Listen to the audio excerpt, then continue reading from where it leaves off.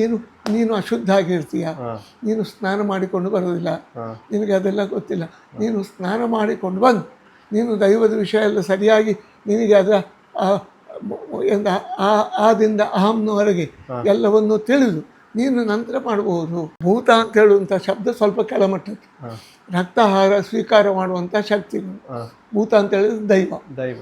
ನೇಮೋತ್ಸವ ಅಂತ ಹೇಳಿದರೆ ಕೋಟಿ ಜನರು ಅದರಲ್ಲಿ ಬರ್ತಾರೆ, ಅವರು ಯಾವುದೇ ರಕ್ತಾಹಾರದ ಶಕ್ತಿ ಇಲ್ಲ. ತಪ್ಪು. ಯಾಕೆ ಅಂತ ಹೇಳಿದರೆ ನಮ್ಮ ಆರಾಧ್ಯ ಶಕ್ತಿಗಳು ಅದು ಮಾರ್ಕೆಟ್ನಲ್ಲಿ ಏಲಮಾಗುವಂತಹ ವಸ್ತು ಅಲ್ಲ. ನಾವು ಅದನ್ನೊಂದು ಗ್ಯಾರಂಟಿಯಾಗಿ ನಮ್ಮ ಮನಸ್ಸಿನಲ್ಲಿ ಇಟ್ಕೊಳ್ಬೇಕು. ನಮ್ಮ ಆರಾಧನೆಯ ಒಂದು ಶಕ್ತಿ.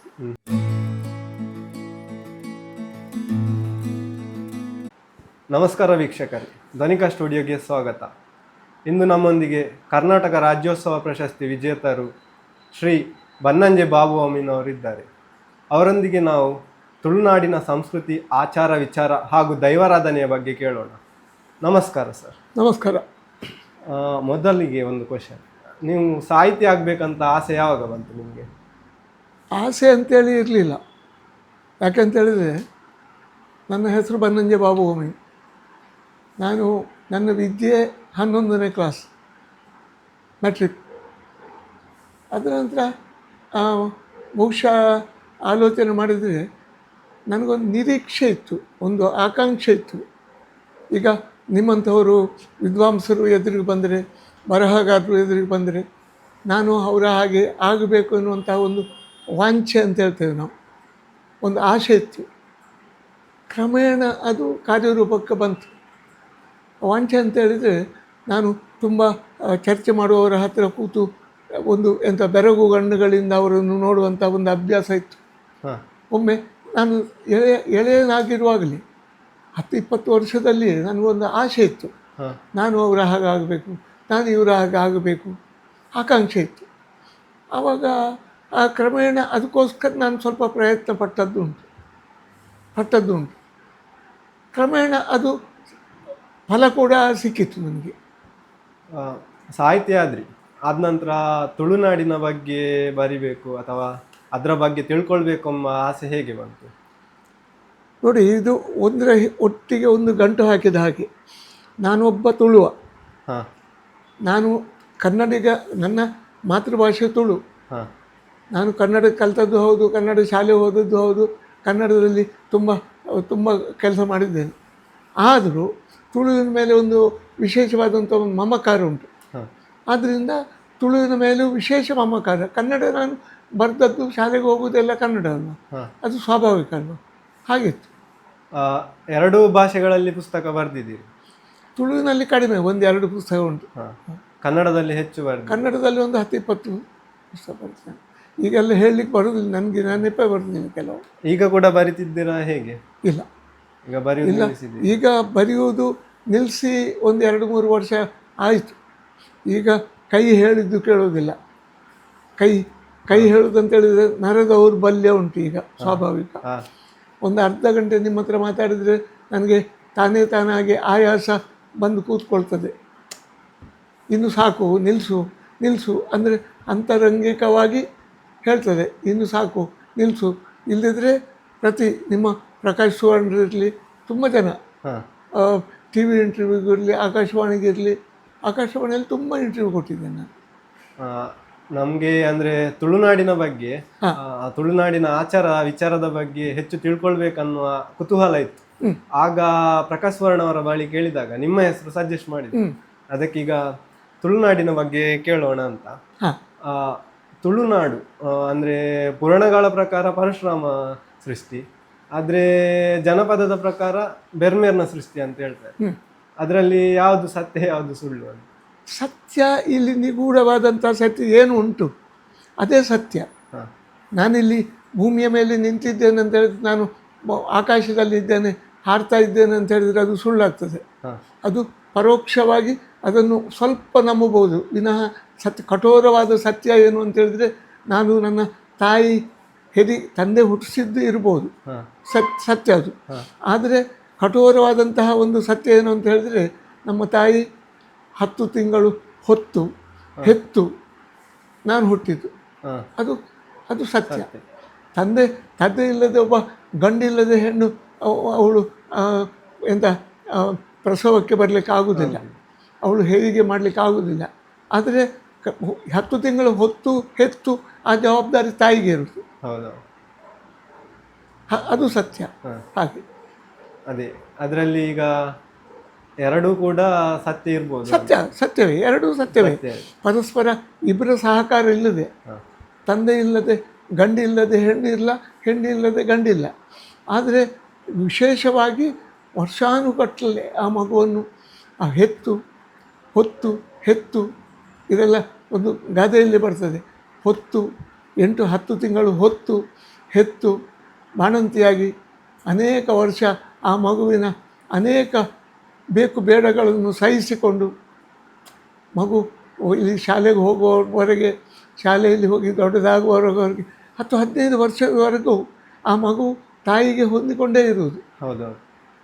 ಆದ್ದರಿಂದ ತಂದೆ ಏನು ಅಂತ ಹೇಳಿದರೆ, ಒಂದು ಭೂಮಿಯಲ್ಲಿ ನಾವು ಬೀಜ ಬಿತ್ತುತ್ತೇವೆ, ತಂದೆ ಅಷ್ಟಕ್ಕೆ ಜವಾಬ್ದಾರಿ ಆಗ್ತಾರೆ. ತುಳುನಾಡಿನ ಸಂಸ್ಕೃತಿ ಭಾರತದ ಅಥವಾ ಕರ್ನಾಟಕ ಅಥವಾ ಭಾರತದ ಸಂಸ್ಕೃತಿಗಳಿಗಿಂತ ಹೇಗೆ ವಿಭಿನ್ನ ಉಂಟ ಅಂತ? ಭಾರತದ ಅಂತ ಕೇಳಿದರೆ ನೀವು, ಭಾರತದ ಸಂಸ್ಕೃತಿಯಲ್ಲಿ 36 ಭಾಷೆಗಳಿರ್ತವೆ. ಎಲ್ಲಿಂದ? ಹಿಮಾಚಲದಿಂದ ಕನ್ಯಾಕುಮಾರಿವರೆಗೆ. ನಾವು ತುಳುನಾಡು ಎಲ್ಲಿ ಅಂತ ಹೇಳಿದರೆ, ದಕ್ಷಿಣದ ಕಾಸರಗೋಡಿನ ಅಲ್ಲಿಂದ ಉತ್ತರದ ಅಂಕೋಲದವರೆಗೆ. ಇದನ್ನು ಅವಿಭಜಿತ ತುಳುನಾಡು ಅಂತೇಳಿ ನಾನು ಕರೀತೇನೆ. ಯಾಕಂತ ಹೇಳಿದರೆ ತುಳುವರ ಪ್ರದೇಶ ಅದು ಕೂಡ ಅಲ್ಲಿ ಕಲ್ಯಾಣಪುರದ ಹೊಳೆ ದಾಟಿದ ನಂತರ ಅದು ಕನ್ನಡಕ್ಕೆ ಹೋಗ್ತದೆ. ಆದರೂ ಅಲ್ಲಿ ಇರುವುದು ತುಳುವ ಸಂಸ್ಕೃತಿ. ಇಲ್ಲಿ ತೆಂಕಣಕ್ಕೆ ಹೋದರೆ ಅದು ಎಲ್ಲಿ ಕಾಸರಗೋಡಿನ ಕಡೆವರೆಗೂ ಹೋದರೂ ಅದು ತುಳುವ ಸಂಸ್ಕೃತಿ. ಅಂದರೆ ತುಳು ಮಾತಾಡುವವರು ಮಾತ್ರ ಅಲ್ಲ, ತುಳುವ ಸಂಸ್ಕೃತಿಯನ್ನು ಪಾಲಿಸುವವರು ತುಳುವರೇ. ಹೌದು, ಕನ್ನಡ ಮಾತಾಡ್ಬೋದು ಅವರು, ಆದರೆ ಸಂಸ್ಕೃತಿ ತುಳುವರದ್ದೇ. ದರ್ಶನಾವೇಶ ಉಂಟು, ಇದೆಲ್ಲ ತುಳುವರದ್ದೇ. ತುಳುನಾಡಿಗೆ ದೈವಗಳು ಹೇಗೆ ಬಂತು ಅಂತ? ದೈವಗಳು ನಾವು ಅದೇ ಮೂಲದಲ್ಲಿ ನಮಗೆ ದೈವಗಳೇ ಮುಖ್ಯ. ದೇವರು ಮತ್ತೆ ನಮಗೆ ದೈವಗಳೇ ಮುಖ್ಯ. ಅವಿದ್ಯಾವಂತರಿಗೆ ನಮಗೆ ಕಣ್ಣಿಗೆ ಕಾಣದ್ದು ಅದು ದೈವ, ಕನಸಿನಲ್ಲಿ ಬಂದದ್ದು ಅದು ದೈವ. ನಾವು ಅದನ್ನು ದೈವಗಳು ಅಂತ ಹೇಳುವಂಥ ಆರಾಧನಾ ಶಕ್ತಿಯಲ್ಲಿ ಒಂದು ಅತ್ಯಂತ ಒಂದು ಬಹಳ ಭಕ್ತಿಪೂರ್ವಕವಾದಂಥ ಶಕ್ತಿ ಅದು. ಹಾಗಾಗಿ ನಾವು ದೈವವನ್ನು ನಮ್ಮ ಪಠಿಸುವುದು. ದೈವಾರಾಧನೆ ತುಳುನಾಡಿನ ಜನರ ಮೇಲೆ ಹೇಗೆ ಪ್ರಭಾವ ಬೀರಿದೆ? ಪ್ರಭಾವ ಅಂತ ಹೇಳಿದ್ರೆ, ಮೊದಲು ದರ್ಶನಾವೇಶದ ಒಂದು ಕ್ರಮ ಕನ್ನಡದಲ್ಲಿ ಬಂದದ್ದಲ್ಲ, ತುಳುವಿನಿಂದ ಬೇರೆಯವರಿಗೆ ಹೋದದ್ದು. ಇಲ್ಲಿ ಒಂದು ಏನಾದರೂ ತೊಂದರೆ ಬಂತು, ಅವಿದ್ಯಾವಂತರು ದೈವದೊಂದು ದರ್ಶನ ಮಾಡುವ. ನಾವು ಕಲ್ಕೊಡೋದನ್ನು ನಂಬ್ತೇವೆ, ಜಿಮಾದಿ ಧೂಮಾವತಿ ಜಿಮಾದಿಯನ್ನು ನಂಬ್ತೇವೆ, ಗುಳಿಗನನ್ನು ನಂಬ್ತೇವೆ, ಬೇರೆ ಬೇರೆ ದೈವಗಳನ್ನು ನಂಬ್ತೇವೆ. ಒಂದು ಚೂರು ಮಗು ಹೊಟ್ಟೆಯಲ್ಲಿ ಒಂಚೂರು ಅಜೀರ್ಣ ಆಗಿ ಒಂದು ಹೊರಗಡೆ ತೊಂದರೆ, ಲೂಸ್ ಮೋಷನ್ ಅಂತ ಹೇಳ್ತೇವೆ. ಆಯಿತು, ಆವಾಗ ಮನೆಯಲ್ಲಿ ಏನೂ ತಿಳಿಯದವರು ಅದು ದೈವಕ್ಕೇನು ತೊಂದರೆ ಆಗಿದೆ, ದೈವದೊಂದು ದರ್ಶನ ಮಾಡಿಸುವ. ಮೊದಲು ಮನೆ ಮಂಚದಲ್ಲಿ ನಾವು ದೈವಗಳನ್ನು ಆರಾಧನೆ ಮಾಡೋದು. ಮನೆ ಮಂಚದ್ದು ಅದು ದೇವಸ್ಥಾನ ಅಲ್ಲ, ಒಂದು ಮಂಚ ಇರ್ತದೆ, ಸಾಧಾರಣವಾದಂಥ ಒಂದು ಆರ್ಡಿನರಿ ಒಂದು ಮಂಚ. ಆ ಮಂಚದಲ್ಲಿ ಒಂದು ಕಡಸಲೆ ಇರ್ತದೆ, ಕಡಸಲೆ, ಮತ್ತು ಒಂದು ದೈವದ ಒಂದು ಸಾಂಕೇತಿಕವಾದಂಥ ಒಂದು ರೂಪ ಇರ್ತದೆ. ಒಂದು ಕಲ್ಕೊಡನ ಜಿಮಾದಿಯ ಒಂದು ಇರ್ತದೆ, ಮುಖಮೂರ್ತಿ ಅಂತ ಹೇಳ್ತಾನೆ, ಅದಿರ್ತದೆ. ಅದನ್ನು ಬೆಳಿಗ್ಗೆ ಎದ್ದು ಯಜಮಾನ ಏನು ಮಾಡದಿದ್ರು ಕೈಕಾಲು ತೊಳೆದುಕೊಂಡು ಬಂದು ದೈವಕ್ಕೊಂದು ಕೈ ಮುಗಿತಾನೆ.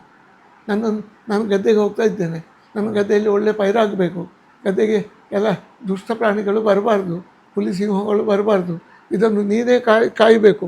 ಕಲ್ಕೊಡ, ಜಿಮಾದಿ, ಪಂಜುರ್ಲಿ, ಪಿಲ್ಚಂಡಿ ಅಂತ ಹೇಳಿದರೆ ಪಿಲಿ ಚಂಡಿ, ಹುಲಿಯೇ ದೈವ. ಹೌದು, ಪಿಲಿಯೇ ಚಂಡಿ, ಗೊತ್ತಾಯ್ತಲ್ಲ, ಚಂಡಿ ಚಾಮುಂಡಿ ಅಂತೇಳಿ ನಾವೇನು ಹೇಳ್ತೀವಿ. ಅದೇ ಅದನ್ನು ಸ್ವಾಮಿ ಪಿಲ್ಚಂಡಿ ಎಂಕಲಿನ ಕಾಪುಲೆ ನಮ್ಮನ್ನು ಕಾಯಬೇಕು ನೀವು. ಅದು ನಾವು ಗದ್ದೆಗೆ ಬೇಸಾಯಕ್ಕೆ ಹೋಗ್ತೇವೆ, ಅಲ್ಲಿ ಹುಲಿ ಬಂತು, ಅದು ಕಾಯಬೇಕು. ಹುಲಿ ಅವನು ಹೆದರಿಯೇ ಎದ್ದುಕೊಂಡು ಹೋಯಿತು ಹುಲಿ.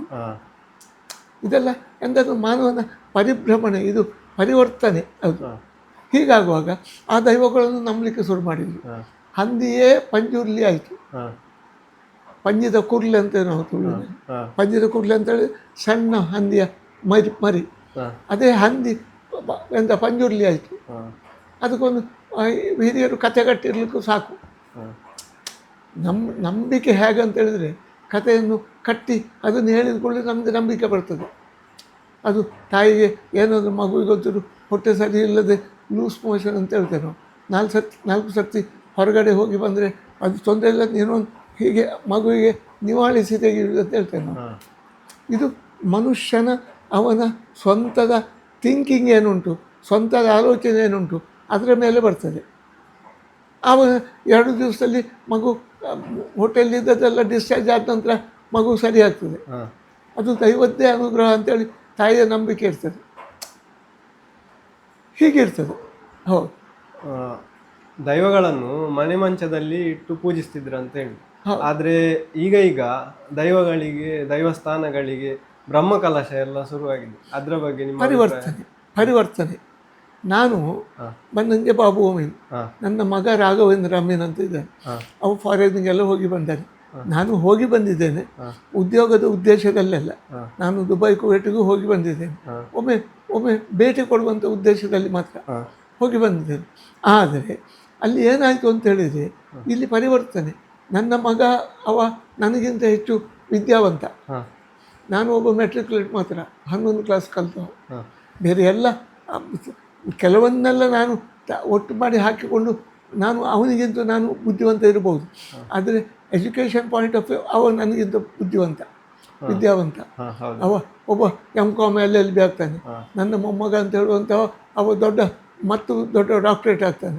ಇದೆಲ್ಲ ದಿನದ ಬೆಳವಣಿಗೆ, ದಿನದ ಅವರ ಪರಿಶ್ರಮ, ಅವರ ಪ್ರಯತ್ನ ಇದೆಲ್ಲ.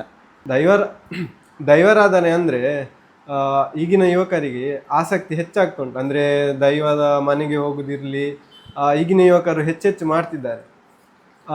ದೈವಾರಾಧನೆ ಈಗಿನ ಯುವಕರ ಮೇಲೆ ಹೇಗೆ ಪ್ರಭಾವ ಬೀರ್ತದೆ ಅಂತ ನೋಡಿ. ಈ ಪ್ರಭಾವ ಅಂತಲೂ ಉಂಟಲ್ವ, ಅವರಿಗೆ ಅದರ ಬಗ್ಗೆ ವಿಶೇಷ ಆಸಕ್ತಿ ಉಂಟು ಅಂತ ಹೇಳುವುದು ಒಂದು ಅರ್ಥ ಅಲ್ಲ.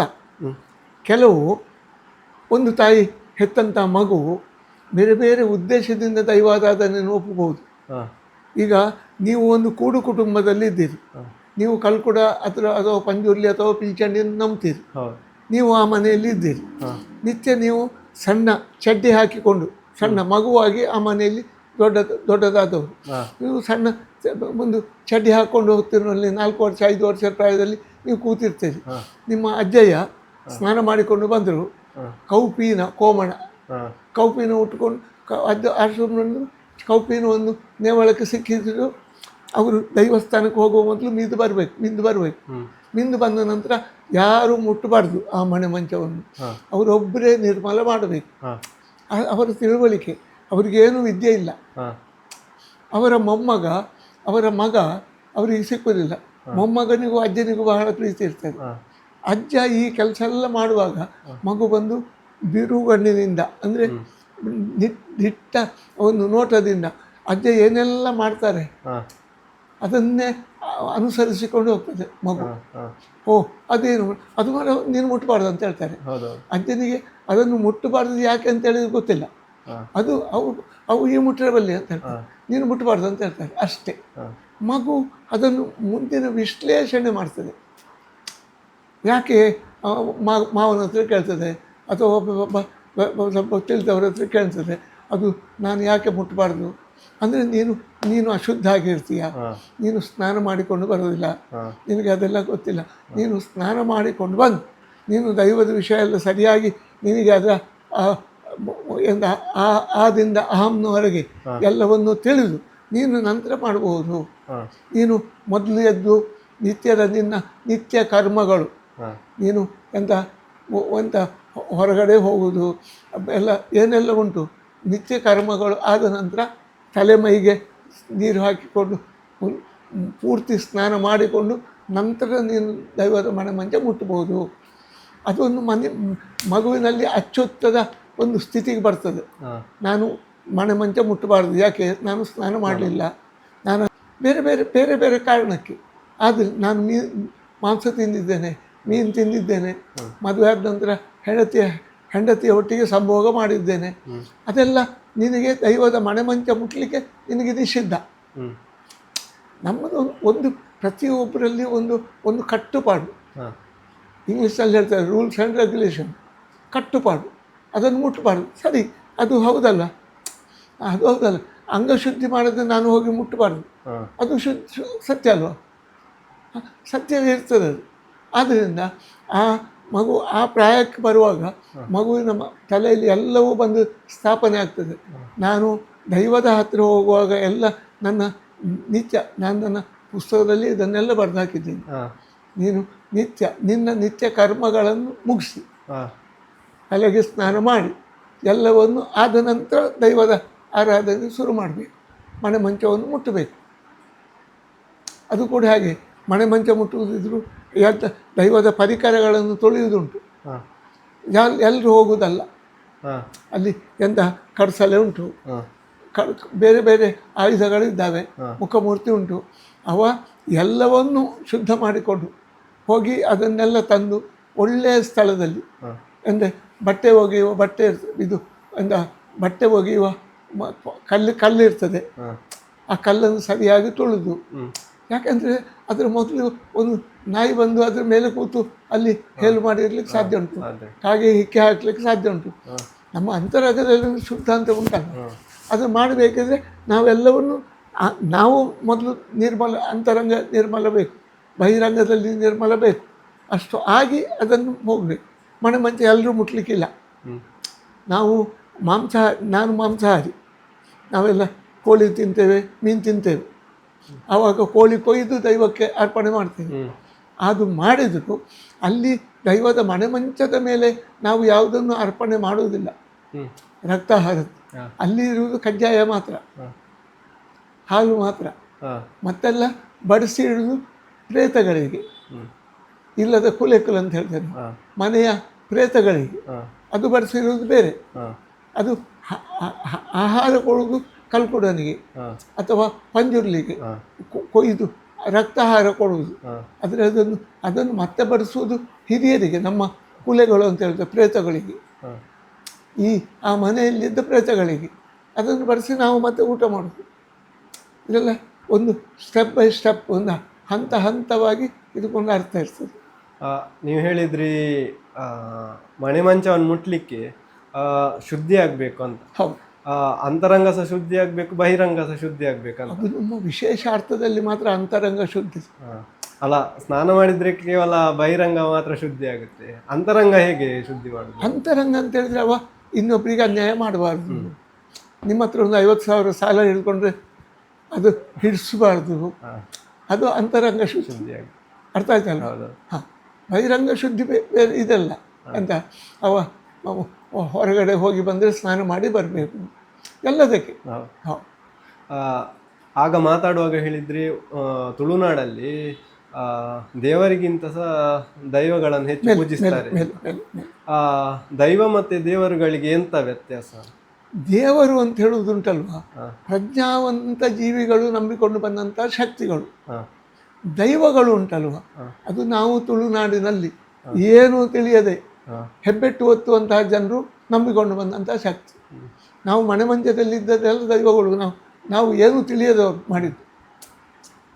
ಈಗೆಲ್ಲ ದೈವಗಳಿಗೆ ಚಿನ್ನದ ಎಂತ ಮನೆ ಮಂಚ ಇಡ್ಲಿಕ್ಕೆ ಸಾಕು, ಅದೇ ಮುಖಮೂರ್ತಿ ಇಡ್ಲಿಕ್ಕೆ ಸಾಕು. ಇವತ್ತದು ನಮ್ಮ ಮಾಡರ್ನೈಸೇಷನ್ ಏನು ಉಂಟು, ಯಾವುದು ಜಾಗತೀಕರಣದ ಒಟ್ಟಿಗೆ ಈ ಬದಲಾವಣೆ ಏನುಂಟು, ಆ ಪರಿಣಾಮ. ನಾನು ನನ್ನ ಮಗ ಹೊರದೇಶಕ್ಕೆ ಹೋಗಿ 10 ವರ್ಷ ಇದ್ದು ಬಂದ. ಅವ ನಾನು ಅಪ್ಪಯ್ಯ ಮಗಯ್ಯ ಅಂತ ಹೇಳಿದರೆ, ಡ್ಯಾಡಿ ಇದೆಲ್ಲ ಎಂಥದ್ದು ಅಗಲಿ ಸೀನ್, ಇದೆಲ್ಲ ತೆಗೆದು ನೀವು ಚಿನ್ನದ ಮನೆ ಮಂಚ ಮಾಡಿ ನಾನು ಕೊಡ್ತೇನೆ. ಅದಲ್ಲ, ಅಂತರಂಗಿಕವಾಗಿ ಏನು ಉಂಟು, ನನ್ನ ಹಿರಿಯರು ಏನು ಮಾಡಿಕೊಂಡು ಬಂದಿದ್ದಾರೆ ಅದೇ ಪಾರಂಪರ್ಯದಿಂದ ಬಂದದ್ದು, ಅದನ್ನು ನಾವು ನಂಬಬೇಕು. ಈ ಭೂತಕೋಲ ಮತ್ತು ನೇಮೋತ್ಸವದ ತಾತ್ವಿಕ ಅರ್ಥ ಎಂತ ನೋಡಿ. ಭೂತ ಅಂತ ಹೇಳುವಂಥ ಶಬ್ದ ಸ್ವಲ್ಪ ಕೆಳಮಟ್ಟದ್ದು, ರಕ್ತಾಹಾರ ಸ್ವೀಕಾರ ಮಾಡುವಂಥ ಶಕ್ತಿಗಳು. ಭೂತ ಅಂತ ಹೇಳಿದ್ರೆ ದೈವ. ನೇಮೋತ್ಸವ ಅಂತ ಹೇಳಿದರೆ ಕೋಟಿ ಜನರು ಅದರಲ್ಲಿ ಬರ್ತಾರೆ. ಅವರು ಯಾವುದೇ ರಕ್ತಾಹಾರದ ಶಕ್ತಿ ಇಲ್ಲ, ಅಂಥ ಕೋಟಿ ಜನರು ಮಾತ್ರ ಅಲ್ಲ, ಕಾಂತಾಬಾರ ಭೂತಾಬಾರ ಇದ್ದಾರೆ, ಕೋಟಿ ಜನರು ಇದ್ದಾರೆ, ಇವರೆಲ್ಲ ರಕ್ತಾಹಾರ ಸ್ವೀಕಾರ ಮಾಡುವವರಲ್ಲ. ಅದೆಲ್ಲ ಈ ರಕ್ತಾಹಾರ ಇಲ್ಲದೆ, ರಕ್ತಾಹಾರ ಇರೋದು ಕಲ್ಕುಡ, ಪಿಲ್ಚಂಡಿ, ಪಂಜುರ್ಲಿ, ಇದೆಲ್ಲ ರಕ್ತಾಹಾರದ ಶಕ್ತಿಗಳು. ಪಂಜುರ್ಲಿ ಕೂಡ ಅದರಲ್ಲಿ ಅಣ್ಣಪ್ಪ ಪಂಜುರ್ಲಿ, ಪಂಜುರ್ಲಿಯಲ್ಲಿ ತುಂಬ ವಿಧ ಉಂಟಲ್ಲ, ಅದೇ ನೋಡಿ. ಇದೆಲ್ಲ ನೀವು ಮೂಲ ಕಣಕ್ಲಿಗೆ ಹೋದರೆ ನಾನು ಸ್ವಲ್ಪ ಕಠೋರವಾದ ಸತ್ಯ ನಿಮ್ಗೆ ತಿಳಿಯದ ಸತ್ಯವನ್ನು ಹೇಳಬೇಕಾಗ್ತದೆ, ಗೊತ್ತಾಯ್ತಲ್ಲ.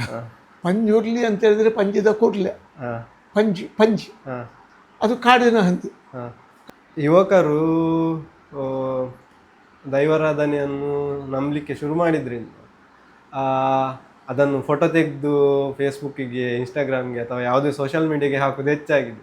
ಅದು ಸರಿಯಾ ತಪ್ಪ ಅನ್ನೋ ಒಂದು ನಡೀತಾ ಇದೆ. ತಪ್ಪು. ಯಾಕೆ ಅಂತ ಹೇಳಿದ್ರೆ, ನಮ್ಮ ಆರಾಧ್ಯ ಶಕ್ತಿಗಳು ಅದು ಮಾರ್ಕೆಟ್ನಲ್ಲಿ ಏಲಮಾಗುವಂತಹ ವಸ್ತು ಅಲ್ಲ. ನಾವು ಅದನ್ನೊಂದು ಗ್ಯಾರಂಟಿಯಾಗಿ ನಮ್ಮ ಮನಸ್ಸಿನಲ್ಲಿ ಇಟ್ಕೊಳ್ಬೇಕು. ನಮ್ಮ ಆರಾಧನೆಯ ಒಂದು ಶಕ್ತಿ, ಅವರಿಗೆ ಯಾವಾಗಲೂ ತೊಂದರೆ ಆಗಲಿಕ್ಕೆ ನಾವು ಬಿಡುವುದಿಲ್ಲ. ನಮ್ಮ ಆರಾಧ್ಯ ಶಕ್ತಿಗಳು, ಆ ಭಾವನೆಯಿಂದ ನಾವು ದೈವ ದೇವರನ್ನು ನಂಬುವುದು. ಅದೇ ಮತ್ತೆ ಒಂದು ಫಿಲ್ಮ್ ಬಂತು, ನಾಟಕ ಬಂತು ಒಂದು ದೈವಗಳ ಮೇಲೆ, ಅದರ ಬಗ್ಗೆ ಕೂಡ ವಿರುದ್ಧ ಪರ ಎಲ್ಲ ಮಾತಾಡಲಿಕ್ಕೆ ಶುರು ಮಾಡಿದ್ದು. ಹೌದು, ಪರವಾಗಿ ಬಂದದ್ದು ಮತ್ತು ವಿರೋಧವಾಗಿ ಬಂದದ್ದು ಕಾಂತಾರ ಫಿಲ್ಮ್ ಬಂದ ನಂತರ ಅಲ್ವಾ? ಹೌದೌದು. ಕಾಂತಾರ ಮಾಡಿದ್ದು ನಿಮ್ಮ ಹಾಗೆ ಒಬ್ಬ ವ್ಯಕ್ತಿ, 35-40 ರಿಷಬ್ ಶೆಟ್ಟಿ ಅಲ್ವಾ? ಹೌದು. 25-35 ವರ್ಷದ ಆ ಪ್ರಾಯದವರು. ಅವರ ತಿಳುವಳಿಕೆಯನ್ನು ಹೊಂದಿಕೊಂಡು ಅವರು ತಯಾರು ಮಾಡಿದ್ದು. ಸ್ವಲ್ಪ ಬೇರೆಯವರ ಹತ್ರ ಅಗತ್ಯ ಇರುವಂತಹ ಮಾಹಿತಿಗಳನ್ನು ಪಡೆದಿರಬಹುದು. ಆದರೆ ಅವರ ಅಜ್ಜ, ಅವರ ಪಿಜ್ಜನ ಕಾಲದಿಂದ ಆ ದೈವವನ್ನು ನಾವು ನಂಬಿಕೊಂಡು ಬಂದಿದ್ದೇವೆ. ನಾನು ಕೆಲವು ಟಿ ವಿ ಇಂಟರ್ವ್ಯೂನಲ್ಲಿ ಈ ಸಮಸ್ಯೆ ಬಂತು. ಅದನ್ನೆಲ್ಲ ಅಂತ ಹೇಳಿದ್ರೆ ಅದು ಆ ಹೊತ್ತಿಗೆ ಅದು ಸತ್ಯ, ಅದಕ್ಕಿಂತ ಹೆಚ್ಚಿನ ಅದಕ್ಕೆ ಒಂದು ಇಷ್ಟೇ ಒಂದು ಅದಕ್ಕೆ ಪದ ಇದೆ ಅಂತೇಳಿ ಉಂಟು. ಅದು ಲೋಕನ್ಯಾಯಕ್ಕೆ ಅದು ಬರುವುದಿಲ್ಲ. ಈಗ ಅದೇ ಅದರ ಪರ ವಿರೋಧ ಮಾತಾಡುವಾಗ ಒಂದು ವಿಷಯ ಬಂತು. ಅಂದರೆ ಇದಕ್ಕಿಂತ ಮೊದಲು ನಾಟಕಗಳಾಗಿರ್ಬೋದು ಅಥವಾ ಶಾಲಾ ಕಾಲೇಜುಗಳಲ್ಲಿ ಛದ್ಮವೇಷ ಹಾಕಿ ಮಾಡ್ತಿದ್ರು. ಅದನ್ನು ಯಾಕೆ ವಿರೋಧಿಸಲಿಲ್ಲ, ಇದನ್ನು ಯಾಕೆ ವಿರೋಧಿಸಲಿಲ್ಲ? ಅದೇ ಏನು ಅಂತ ಹೇಳಿದ್ರೆ, ಜನರಲ್ಲಿ ಇದು ಶುರುವಾಗ್ತದೆ. ತಾರ್ಕಿಕವಾದಂಥ ಎಲ್ಲವೂ ಪೊಳ್ಳು. ಎಲ್ಲ ಈ ಎಂಥ ಈ ಭತ್ತ ಉಂಟಲ್ಲ, ಸ್ವಲ್ಪ ಜಡ್ಡು ಅಂತ ಹೇಳ್ತೇವೆ, ಅರ್ಧ ಭತ್ತ ಇದ್ದದ್ದು ಅದು ಅಕ್ಕಿಯೂ ಆಗುವುದಿಲ್ಲ, ಅದು ಗೆರಸೆಯಲ್ಲಿ ಗೆರುವಾಗ ಮೇಲೆಯೂ ಹಾರುವುದಿಲ್ಲ, ಸ್ವಲ್ಪ ಭಾರ ಇರ್ತದೆ, ಅದು ಸಂಪೂರ್ಣ ಅಕ್ಕಿಯೂ ಆಗುವುದಿಲ್ಲ, ಉಳಿಯುತ್ತದೆ, ಅದು ನೀರಿನಲ್ಲಿ ಹಾಕಿದರೆ ಮುಳುಗುವುದಿಲ್ಲ. ಈ ಪರಿಸ್ಥಿತಿ ಇರ್ತದೆ. ಆದ್ದರಿಂದ ಅದನ್ನು ಯಾವ ಲೆಕ್ಕಕ್ಕೂ ನಾವು ಇಟ್ಟುಕೊಳ್ಳಿಕ್ಕೆ ಬರುವುದಿಲ್ಲ. ತುಳುನಾಡಿನಲ್ಲಿ ಪ್ರಕೃತಿಯನ್ನು ನಂಬುವುದು ಹೆಚ್ಚು. ಅಂದರೆ ಈಗ ದೈವಗಳು ಇರ್ಬೋದು, ನೀವು ಆಗ ಹೇಳಿದ್ರಿ ಪಂಜುರ್ಲಿ ಅಂದರೆ ಪಂಜಿಕುರ್ಲಿ, ಪಿಲ್ಚಂಡಿ, ಅದೆಲ್ಲ ಪ್ರಕೃತಿಗೆ ಸಂಬಂಧಪಟ್ಟದ್ದು. ನಾಗಾರಾಧನೆ ಇರ್ಬೋದು, ಅದು ಪ್ರಕೃತಿಗೆ ಒಂದು ಸಂಬಂಧಪಟ್ಟದ್ದು. ಅದು ಹೆಚ್ಚು ಯಾಕೆ ಅಂತ ಹೌದು. ಯಾಕೆಂತ ಹೇಳಿದರೆ, ಮನುಷ್ಯ ತನ್ನ ಬದುಕಿನ ಸುತ್ತಮುತ್ತ ಏನು ಉಂಟು ಅದರ ಸುತ್ತ ತನ್ನನ್ನು ಹಿಡಿದಿರ್ತಾನೆ. ನಾನು ದೈವ ನಂಬಬೇಕು. ನಿನ್ನೆ ಒಂದು ಕೂಗುದು ಕೇಳ್ತು ನಡುರಾತ್ರಿಯಲ್ಲಿ. ಅವ ಅರೆ ಪ್ರಜ್ಞಾವಸ್ಥೆಯಲ್ಲಿರುವಾಗ ಏನೋ ಒಂದು ದೊಡ್ಡ ಆರ್ಭಟ ಬಂತು. ಅವನ ಒಂದು ಸೈಕಲಾಜಿಕಲ್ ಥಿಂಕಿಂಗ್ ಅಂತ ಒಂದು ಹುಲಿ ಕೂಗಿಕೊಂಡು ಬಂತು. ಅವನಿಗೆ ಮಾನಸಿಕವಾಗಿ ಅದು ಪಿಲ್ಚಂಡಿ ದೈವ ಆಗಿರ್ಬೋದು. ನಿಮ್ಮ ಮನೆಯ ಒಂದು ಅರ್ಧ ಫರ್ಲಂಗ್ ದೂರದಲ್ಲಿ ದೊಡ್ಡ ಒಂದು ಇದುಂಟು, ಎಂಥ ಕಾಡು ಉಂಟು. ಹಗಲಿಗೆ ದನ ಮೇಯಿಸಿಕೊಂಡು ಹೋಗುವಾಗ 10-30 ಮಕ್ಕಳು ಹೋಗುವಾಗ ಪ್ರಾಣಿಯೂ ಬರುವುದಿಲ್ಲ, ಹುಲಿಯೂ ಬರುವುದಿಲ್ಲ, ಯಾವುದು ಬರುವುದಿಲ್ಲ. 10-30 ಜನ ಒಟ್ಟಿಗೆ ಇರ್ತಾರೆ. ರಾತ್ರಿಗೆ ಒಬ್ಬನೇ ಹೋಗುವಾಗ ಒಂದು ಹುಲಿ ಬಂದು ಕಣ್ಣು ಬಿಟ್ಟು ನಮ್ಮನ್ನು ನೋಡ್ತದೆ. ಅಲ್ಲಿ ನಮ್ಮ ಎಲ್ಲ ಚಡ್ಡಿ ಒದ್ದಾಗ್ತದೆ ಅವಾಗ. ಒಬ್ಬನಿಗೆ ಅದು ಬೇಸಿಕಲಿ ಇಂಪಾಸಿಬಲ್. ಅವು ತಾನೇ ಮೂತ್ರ ಮಾಡಿಕೊಂಡು ಬರುವಂಥ ಪರಿಸ್ಥಿತಿ ಬರ್ತದೆ. ಮೊದಲು 30 ಜನ ಇರುವಾಗ ಎಂಥದ್ದು ಹುಲಿಯ ಅಪ್ಪನ ಕೇಳ್ತೇನೆ, ಈ ಭಾವನೆ ಬರ್ತದೆ. ಹಾಗೆ ಮನುಷ್ಯನಿಗೆ ನಾನು ಒಬ್ಬಂಟಿ ಇರುವಾಗ 2 ಗಂಟೆ ರಾತ್ರಿ ಇರುವಾಗ ಅಲ್ಲಿ ಏನೋ ಒಂದು ಬಂದದ್ದು, ಒಂದು ನರಿ ಬಂದಾಗಿ ತೋರ್ತದೆ. ಕಡೆಗೆ ಸ್ವಲ್ಪ ಹೊತ್ತು ನದಿಯಲ್ಲ ಅದು ದೊಡ್ಡ ಕಾಡು ಕೋಣ ಅಂತೇಳಿ ತೋರ್ತದೆ. ಅವನಿಗೆ ಮಾನಸಿಕ ವಿಭ್ರಮಣೆ ಆಗ್ತದೆ. ಈ ನಾಗರಾಧನೆ ತುಳುನಾಡಿಗೆ ಹೇಗೆ ಬಂತು ಅಂತ? ನಾಗ ನಮ್ಮ ಆರಾಧ್ಯ ಶಕ್ತಿ. ನಾಗನನ್ನು ನಾವು ನಂಬ್ತೇವೆ, ನಮ್ಮ ಆರಾಧ್ಯ ಶಕ್ತಿ. ಪ್ರತಿಯೊಂದು ಕುಟುಂಬಕ್ಕೊಂದು ನಾಗಮೂಲ ಅಂತೇಳಿ ಉಂಟು. ನಾವು ನಾಗ ಮೂಲದವರೇ, ಆದ್ದರಿಂದ ನಾವು ನಾಗನನ್ನು ನಂಬ್ತೇವೆ. ಈಗ ತುಳುನಾಡಿನ ಬಗ್ಗೆ ಹೇಳುವಾಗ ತುಳು ಭಾಷೆಯ ಬಗ್ಗೆ ಸಹ ಕೇಳಬೇಕಾಗ್ತದೆ. ತುಳು ಭಾಷೆಯ ಹುಟ್ಟು ಹೇಗೆ ಆಯಿತು ಅಂತ?